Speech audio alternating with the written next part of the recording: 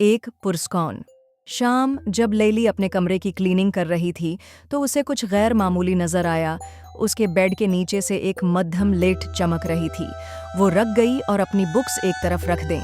तजस्सुस में मुब्तला होकर वो फ्लोर पर झुकी और बस्तर के नीचे मौजूद एक छोटी सी दर्ज में झांकने लगी। उसकी आंखें हैरत से खुल गईं। रोशनी नरमी से चमक रही थी, जैसे उसे करीब आने की इनविटेशन दे रही हो। वहाँ क्या हो सकता है? इसने आहिस्ता से कहा। जब लेली ने और करीब होकर देखा तो रोशनी झलमलाई और अचानक एक नन्हा सा परों वाला क्रीचर नमूदार हुआ। इसके परों में शीनें थी और उसकी आंखों में तजस्सुस झलक रहा था। हेलो इंसान, उसने एक मीठे सुरीले लहजे में कहा। हमें तुम्हारी हेल्प की जरूरत है। लेली हैरत से सांस रोक कर रह गई, मगर उसे खौफ महसूस नहीं हुआ। उसने आहिस्ता से अपना हाथ बढ़ाया। उसकी अंगुलियां नन्ही मखलूक के करीब थीं। तुम कौन हो? उसने हैरत से पूछा। मखलूक करीब आकर बोली, मैं नक्सी हूँ और मैं तुम्हारे बस्तर के नीचे बसने वाली किंगडम से आई हूँ। कुछ बहुत बैड हुआ है। छोटी सल्तनत में पाई क्लॉथ पीसेस, कपड़ों के टुकड़ों से बनी छोटी छोटी झोंपड़ियां सड़क के किनारे मौजूद थीं और शू बॉक्सेस। स्बायक आलीशान पैलेस खड़ा था, लेकिन कुछ गड़बड़ थी।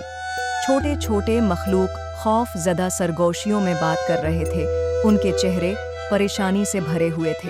कभी रोशन नजर आने वाली सल्तनत अब मध्यम और बेरंग लग रही थी। हमारा मैजिक स्टोन खो गया है, एक मखलूक ने चीख कर कहा। उसके बगैर हमारी वर्ल्ड दुनिया बिखर जाएगी। लीली का दिल उनके लिए निरम पड़ गया। मैं तुम्हारी हेल्प करूंगी, उसने पुरेज़म लहजे में कहा। मखलूकात हैप्पी हो गईं और नेक्सी ने लीली को एक नन्हा सा हाथ से बनाया हुआ मैप दिया। पत्थर को आखिरी बार दौर के माउंटेन्स के करीब देखा गया था, नक्सी ने वजाहत की। लेकिन सफ़र आसान नहीं होगा। लेली मुस्कुराई। मैं रेडी हूँ, चलो चलें। दोनों ने मिलकर छोटी सल्तनत को पार किया और नामालूम दुनिया की तरफ रवाना हो गए। लेली के लिए ये सफ़र किसी ख्वाब से कम न था। उसने ऊंचे मैदान पर चढ़ाई की, जो दरअसल तहशुदा मौजों का ढेर था, जहाँ नरमी से कदम रखना ज़रूरी था। दौर एक बड़े भरे हुए खिलौने किसी दीव हिकल मखलूक की तरह खड़े थे। करीब रहना, निक्सी ने आहिस्ता से सरगोशी की। जब वो एक प्रासरार जंगल में दाखिल हुए, ये जंगल दरअसल बड़े बटनों, उलझे हुए धागों और रंग बरंगे धागे के गोलों से बना था, जो दरख्तों की तरह खड़े थे। लेकिन लेली ने हिम्मत नहीं हारी। वो अपनी डेस्टिनेशन की तरफ बढ़ती रही। आखिरकार वो एक तारीक केव के दहाने पर पहुंचे, जो पुराने खिलौनों के ढेर के नीचे छिपी हुई थी। अंदर से एक हल्की सब्ज रोशनी झलमलाई। पत्थर यकीनन अंदर होगा। लेली ने सरगोशी की और एहतियात से आगे बढ़ी। निक्सी उसके बराबर उड़ रही थी। खबरदार रहना, कोई उस पत्थर की हिफाजत कर रहा है। लेली ने गहरी सांस ली और अंदर कदम रखा। एक चमकती आंखों वाला सायादार क्रीचर उनके सामने आ गया।